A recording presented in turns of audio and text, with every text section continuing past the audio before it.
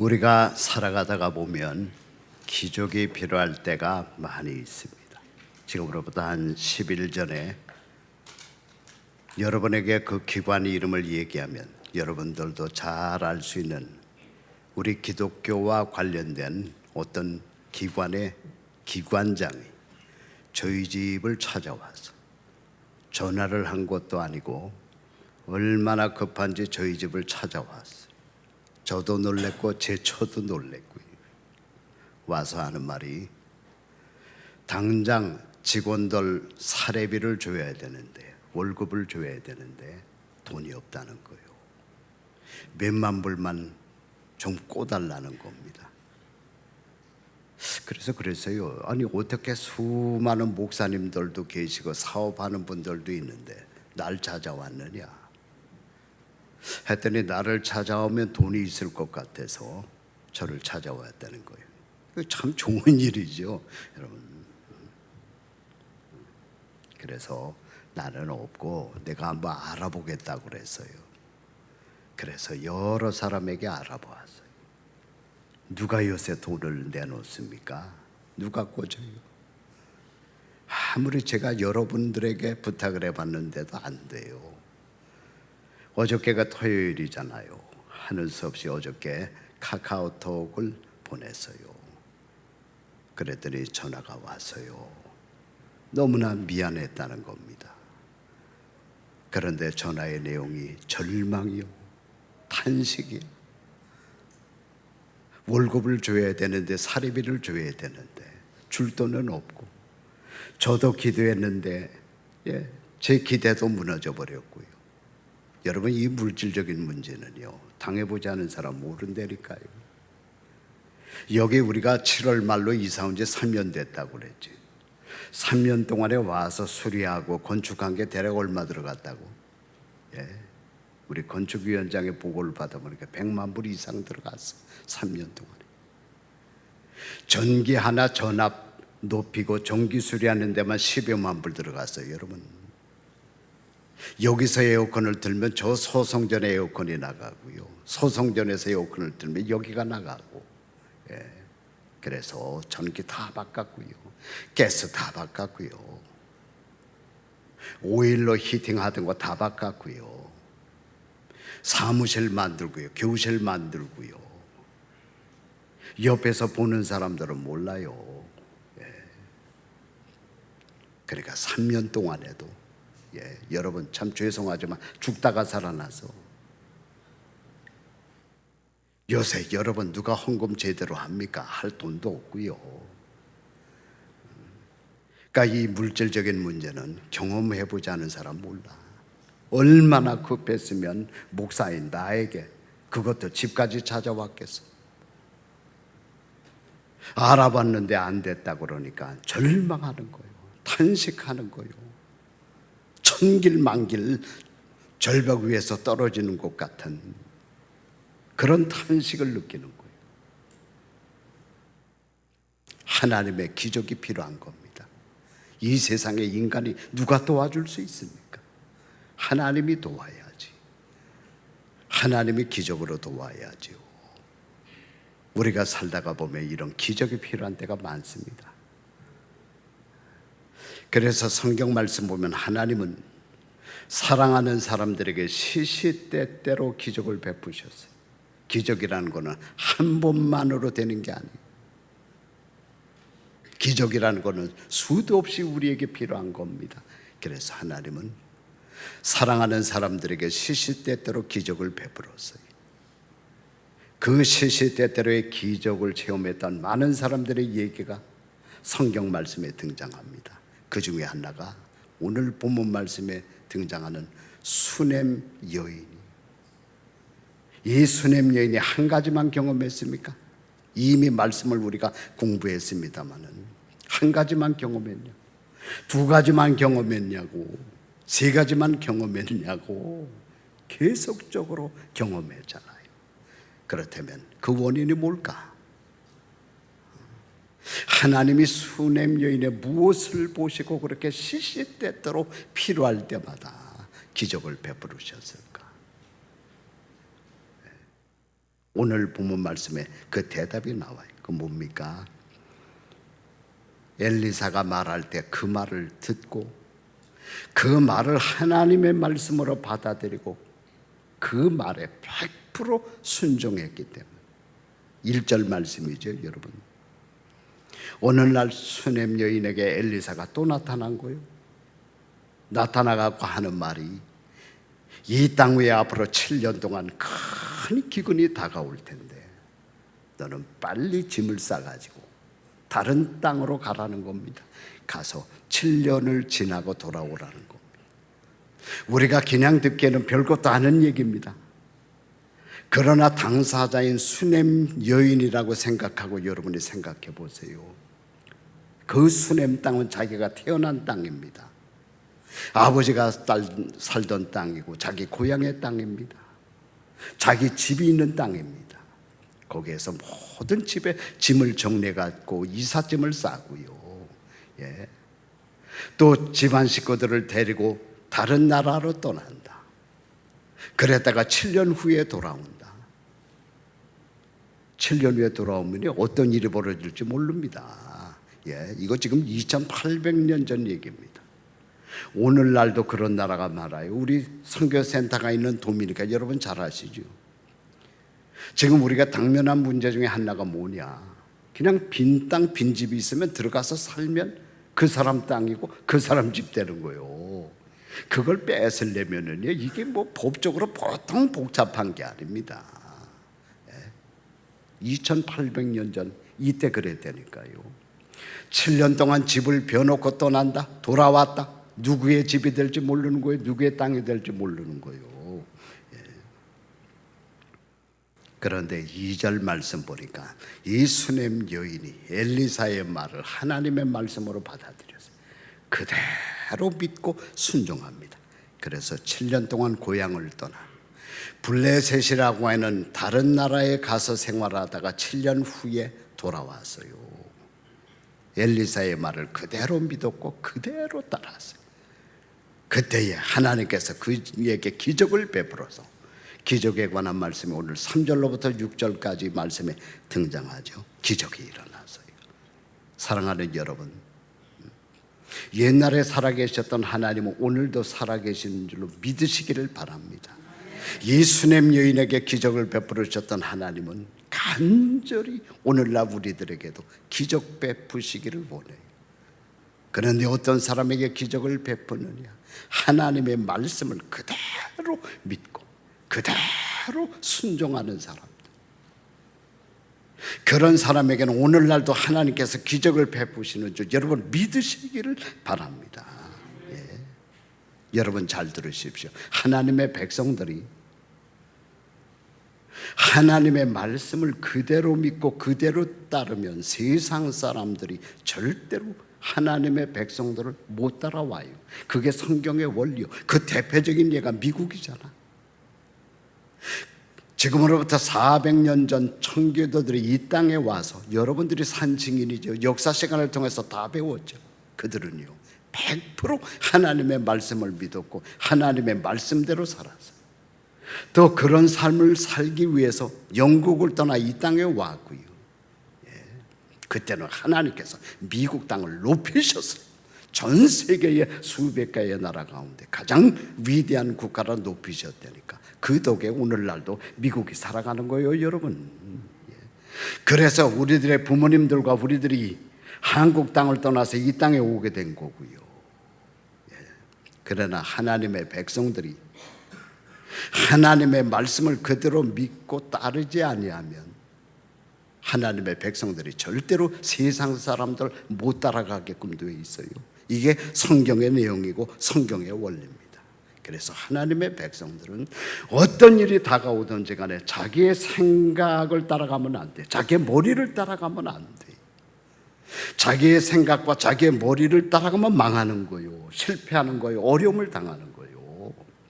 그래서 하나님의 백성들은 어떤 어려운 일이 다가와도 하나님의 말씀을 기억하고 하나님의 말씀을 따라가야 될 줄로 여러분 믿으시기를 바랍니다. 여러분 지금까지 기네스백에 오른 사람 가운데 가장 오래 살았던 사람이 누군지 알아요? 조안 칼맹이라고는 프랑스 할머니였습니다. 몇 살까지 살았습니까? 122세까지 살고 세상을 떠났어요. 이 할머니에게 얽힌 아주 재미난 얘기 하나가 있어요. 이 할머님이 92세에 집 한 채를 샀어요. 그동안에 모았던 돈을 다 가지고요. 92세에 집을 샀다니까. 왜? 자기 자신을 아는 거야. 건강에 대해서 자신이 있는 거요.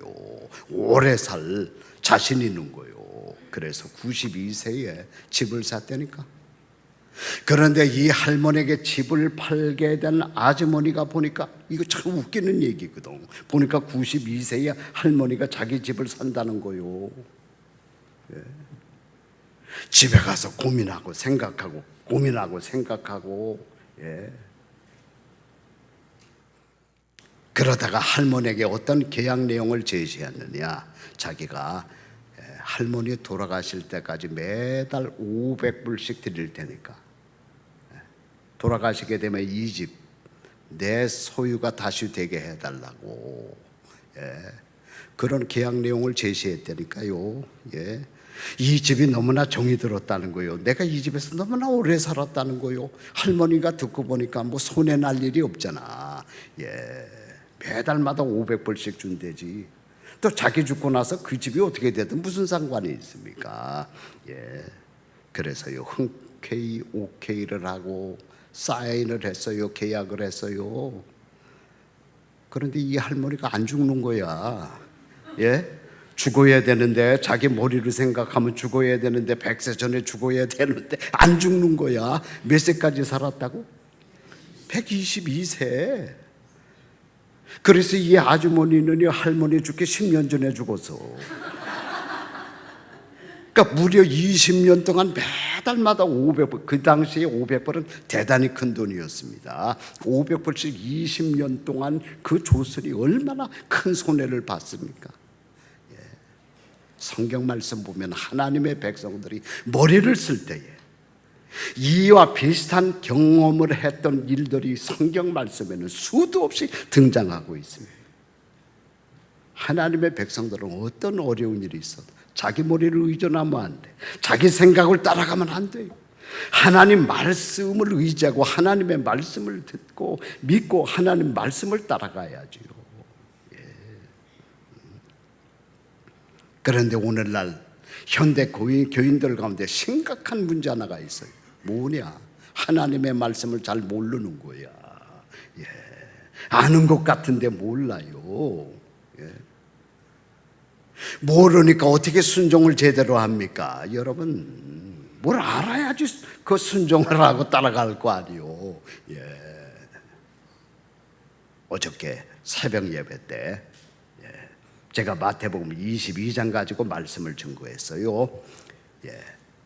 그랬는데 한 오전 한 11시 금방 됐는지 우리 여성들로부터 전화가 왔어요. 여자 교인으로부터, 목사님, 자기가 수십 년 동안 신앙생활을 했지만 성경에 그런 원리가 있는 줄을 그 성경 수도 없이 봤지만 새벽 예배 때 처음 알았다 이게, 처음 배웠다 이게야.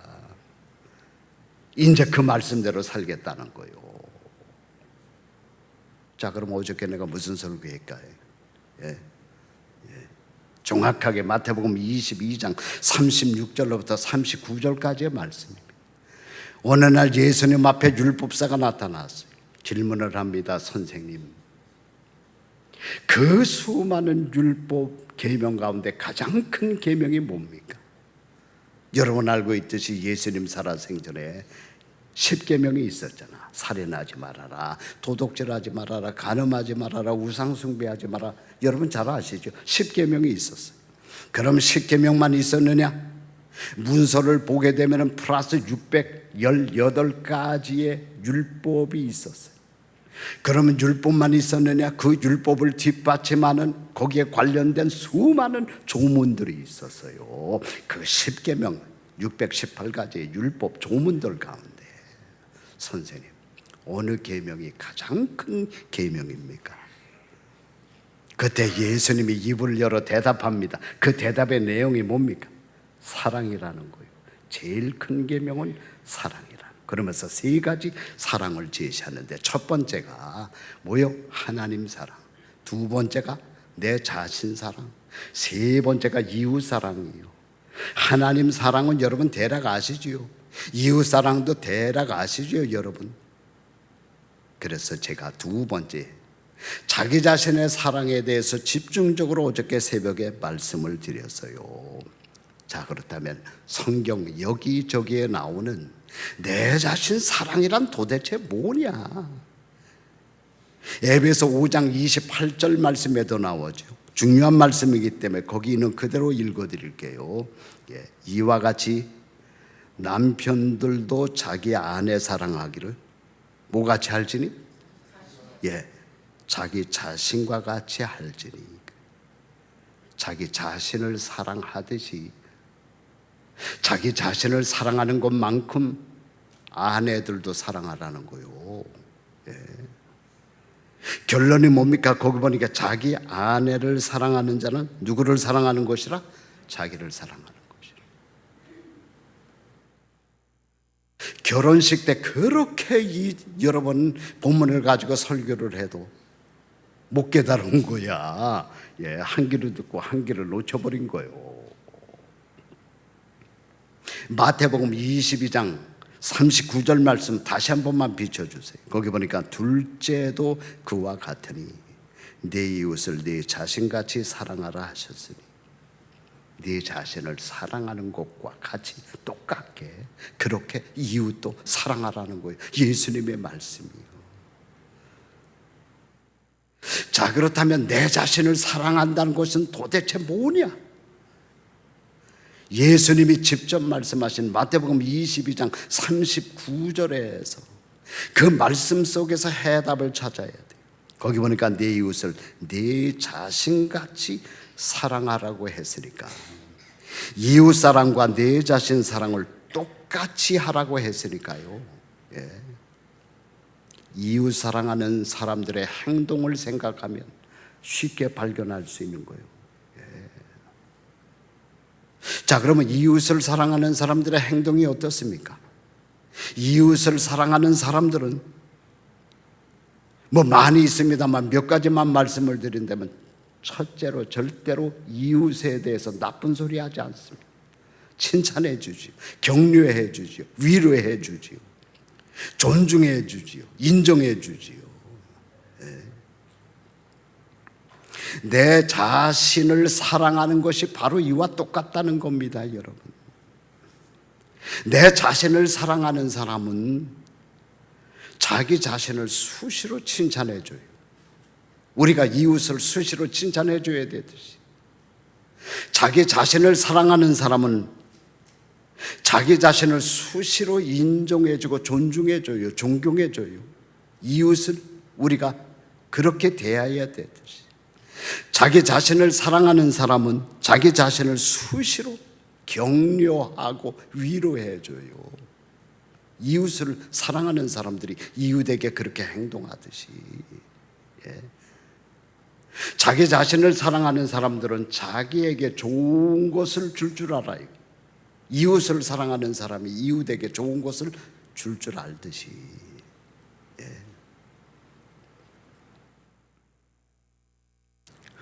우리 여자 교우님 한 분이 그걸 깨달은 거예요. 새벽 예배 시간에 말씀을 듣다 그걸 깨달은 거예요. 그래서요, 하나님의 백성들은요, 수시로 말씀을 들어야 돼. 성경 공부 시간 나와서 말씀을 정석으로 배우든지, 그렇지 않으면 수시로 말씀을 들어야 된다니까. 많은 하나님의 백성들이 하나님 말씀을 몰라. 알면은 삶이 틀려지는 거예요. 생각이 틀려지는 거예요. 행동이 틀려지는 거예요. 이미 이 사실 마태복음 22장 39절의 말씀을 알고 있는 사람들이 있어요. 우리 교회 여성도 가운데 그런 분이 한 분이 있어요. 이분은요, 아주 심한 고생을 하고 난 다음에, 우리가 살다가 보면 심한 고생을 할 때가 있잖아요. 고생을 하고 난 다음에는요, 자기를 위로하는 시간을 갖는 거예요. 옷도 잘 깨끗하게 입고 아주 좋은 여러분 커피숍에 가서 커피를, 자기가 누구를 대접할까? 자기가 자기를 대접하는 거예요. 예?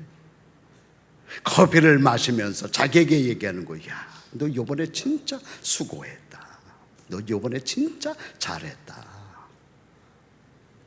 그러면 얼마나 기분이 좋고 힘이 다시금 다가오는지. 여러분, 세상 바깥 사람들로부터 인정을 받아도 기분이 좋고 엔돌핀이 돋는데, 내 자신으로부터 내가 여러분 칭찬을 받아봐, 위로함을 받아봐, 말도 못하게 힘이 오는 거예요. 기쁨이 오는 거예요. 왜? 그게 하나님 말씀의 내용이기 때문에, 하나님이 원하는 거기 때문에. 그러니까 말씀을 바로 알지 못하면 삶 자체가 엉망이 되는 거예요.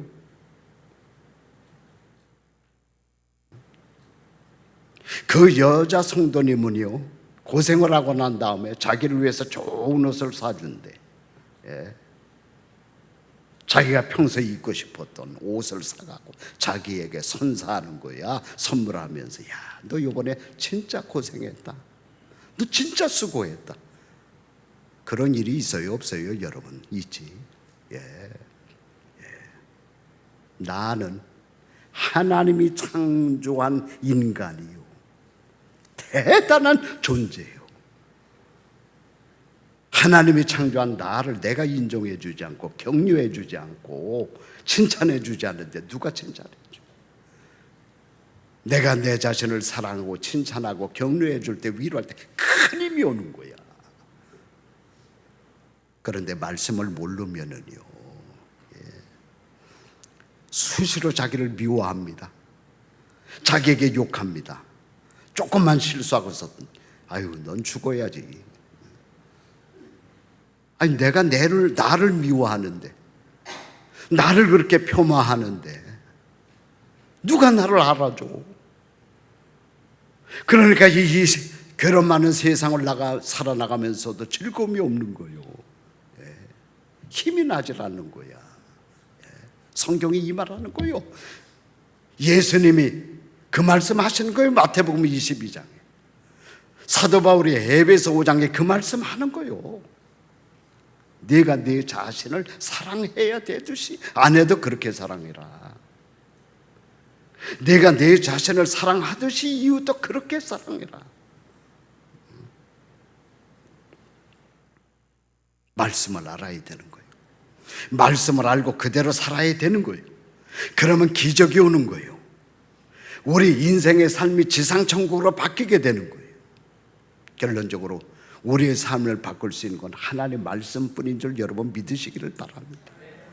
인간을 의존해 봐야 소용없고요, 세상 학문 따라가 봐야 소용없고요, 66권 이 말씀을 통해서 우리에게 기쁨이 전달될 때, 우리에게 힘이 전달될 때 이 세상이 살만한 세상으로 바뀌지요. 어디서 여러분 기쁨을 얻습니까? 아무쪼록 말씀을 들은 여러분, 하나님의 말씀을 많이 하시기를 바랍니다. 또 그 말씀을 그대로 여러분 순종하시기를 바랍니다. 그럴 때에 오늘 본문 말씀의 수넴 여인처럼 여러분에게 기적이 끊이지 아니하고 이 세상의 지상 천국으로 바뀔 줄로 믿습니다. 기도하겠습니다.